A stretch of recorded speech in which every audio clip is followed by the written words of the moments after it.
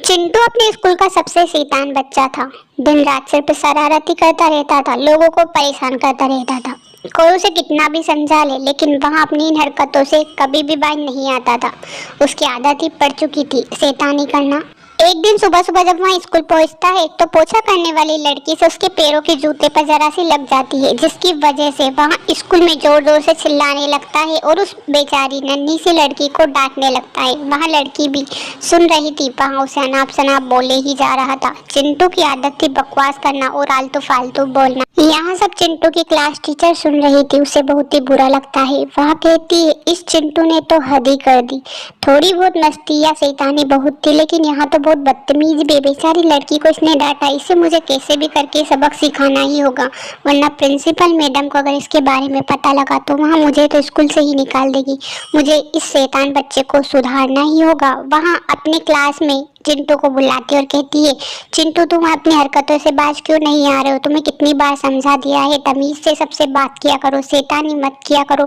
तुम्हारी आदत सुधरती ही नहीं। मुझे चिल्लाना तुम पर इसलिए पड़ रहा है क्योंकि आज तुमने हद कर दी। चिंटू उसकी भी नहीं सुनता, कहता है, आप भले ही मेरी टीचर होगी, लेकिन मैंने कोई गलत नहीं कहा। उस लड़की ने मुझे मेरे पैरों पर मारा था, इसी वजह से मैंने उसे इतना सुनाया। और हाँ, अगर आप ज्यादा करोगी ना तो मैं इस स्कूल से निकल जाऊंगा। चिंटू की मैम भी उसे क्लास से निकलने के लिए बोल देती है। चिंटू घर आकर अपनी माँ से उस मैडम की शिकायत करने लगता है। कहता है, वहाँ मैडम बहुत ही खराब है, बच्चों को हमेशा डांटती रहती है, ऐसी मैडम को तो जेल जाना चाहिए। मुझे तो वहाँ बिल्कुल भी अच्छी नहीं लगती और उन्होंने मुझे स्कूल से भी निकाल दिया। माँ, मैं कैसे जाऊँ? उसकी माँ कहती है, अरे बेटा, ऐसा कैसे हो सकता है? आखिर उस मैडम की हिम्मत कैसे हो तुम्हें निकालने की?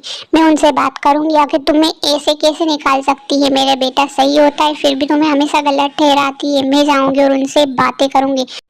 ऐसे कैसे बिना गलती के वहाँ तुम्हें डांट सकती है? सुबह होते ही चिंटू की माँ स्कूल की तरफ चल देती है। स्कूल में वहाँ चिंटू की क्लास टीचर से मिलती है और कहती है कि आपकी हिम्मत कैसे मेरे बेटे को डांटने की? वहाँ सही था, फिर भी आपने उसे डांटा। आपको पता है मैं आपको जेल में डलवा सकती हूँ।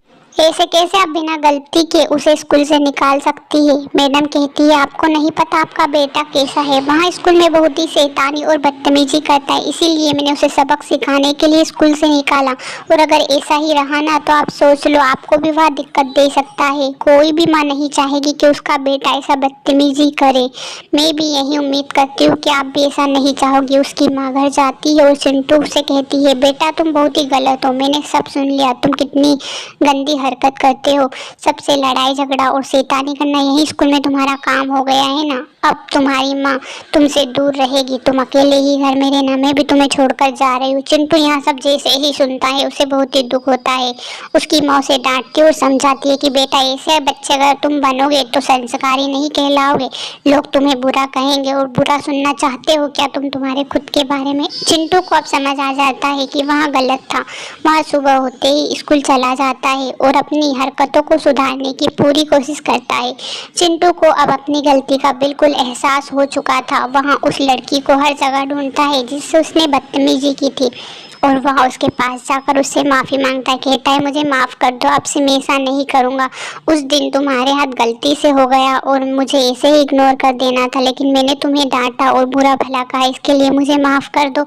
अब से मैं सब बिल्कुल भी नहीं करूँगा। मुझे अपनी गलती का एहसास हो चुका है और मुझे उस दिन इतने गुस्से में भी नहीं होना चाहिए था। प्लीज़ मुझे माफ़ कर दो। अब से मैं कभी भी किसी के साथ भी ऐसा बुरा व्यवहार नहीं करूँगा। लड़की उसे माफ़ कर देती है। सब उसकी क्लास टीचर देखती है तो उसे बहुत ही खुशी होती है कि उसने अपने स्टूडेंट को अपनी गलती का एहसास करा दिया और चिंटू फिर से अच्छा बन जाता है। अगर कहानी पसंद आई हो तो चैनल को सब्सक्राइब किए बिना मत जाना और वीडियो को लाइक किए बिना